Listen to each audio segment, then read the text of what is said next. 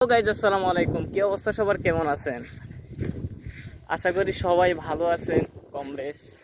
এই যে দেখেন আমাদের দুলালপুর গ্রামের ধান দেখছেন, ধান জমিনে কত সুন্দর হয়েছে, স্ক্রিমের ধান।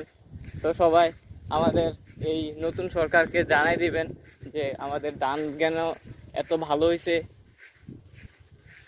নতুন সরকার এই যে দেখছেন এখানে একটা পুষ্করণী, এই পুষ্করণীতে আমরা গোসল করি মাঝে মধ্যে, এটা যেন পুরাই দেয়, এটাই সবাই দোয়া করবেন নতুন সরকারের কাছ থেকে। আমি হইলাম নতুন বলকার, আমাকে সবাই একটু সাপোর্ট করবেন, সাপোর্ট না করলেও একটু ভরসা দিবেন, ভরসা দিয়ে সবাই আমাকে উপরে তুলে দিবেন, এমন উপরে তুলবেন যাতে আমি চকম দিয়ে নামতে হয়।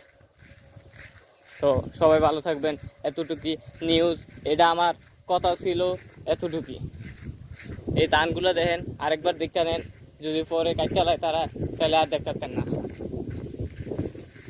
দূরদ্র এলাকা, দূরদ্র এলাকা মানে দুলালপুর এলাকা, বামনপাড়া থানা, এই আর কি। তো সবাই দেখেন আমাদের পাত্র, এই যে দেখেন অনেক ধান, যারা কিনবেন তারা এই কমেন্ট বক্সে নাম্বার দিবেন, সবাই ধান আমরা দেব। আর আমার কথা যদি সঠিক হয়ে থাকে সবাই ভুল করে ক্ষমা করে দিবেন।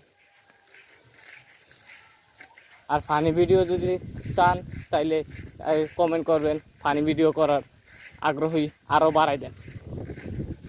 আমার কথা নিয়ে কেউ হাসি ঠাট্টামি করবেন না, আর আমাকে নিয়ে সমালোচনা করেন না। সমালোচনা করলে সবাই আমারে নিয়ে কইরেন, কারণ আমি চাই আমার নিয়ে সমালোচনা করুক সবাই। সমালোচনা করার পরে আমি যদি একটু উঠতারি, সবাই আমার সকম দিয়ে নামাই দিবেন।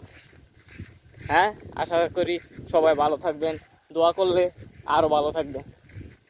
তো এতটুকুই, আমার নিয়ে কেউ মজা নেবেন না।